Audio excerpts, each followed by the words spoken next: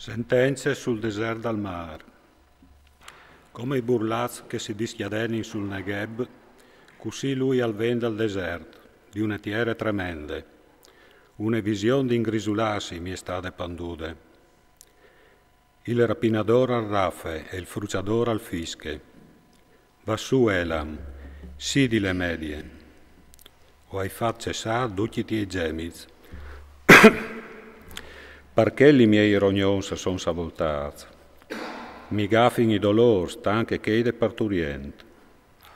O so i masse sozzore per sentilu, masse scaturit per viodilu. Il mio cur si è perduto via, mi ha brincati spavento. L'imbrunita anbramata al devente il mio terror. Si tinte la tavola, si slarglia il tappeto, si mangia e si beve. Je vai su restanza, on zeiti scus, perché così mi ha favelato il Signore. Va, metti une guaite che conti c'è che viot. E vi darà une carovane, che avalirs a doi, oms montati sui mus, oms montati sui camei, e acchialerà con attenzione, con grande attenzione. Allora che Calvio deve alla berlata. Signor, tal pues di guaite o stoi tutte la mari dal dì. Taglio pues di guaite o sto impilat tutte la mari de gnot. Ve che arriva una carovana di oms, che avalirs a doi, a Berlin disint e iecolà de Babilonie, e tutti gli statuis dei siei dius e son a tox partiere.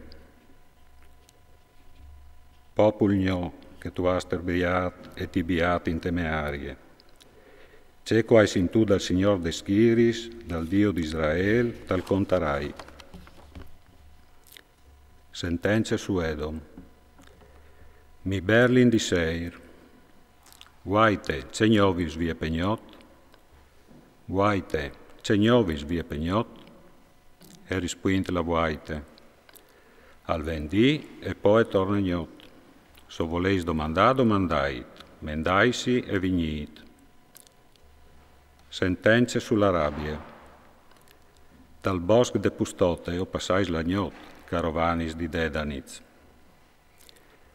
Lait inquintri ad Ichei canseit, portaiti uraghe, in de tiere di teme, ad Ichei che stiampin presentaisi col pan, perché che stiampin denan de spadis, denan de spade tirade fur de fodre, denan dall'arc tindut, denan de asse dal combattimento. Perché che così mi ha favelato il Signor, anche mo un an, come i ans di quel sopparon, e tutte la gloria di Kedar e sarà sparide. C'è che resterà dal numero dei arcs, dai valoros di Kedar, e sarà poche robe, perché il Signor, Dio di Israele, l'ha favelato.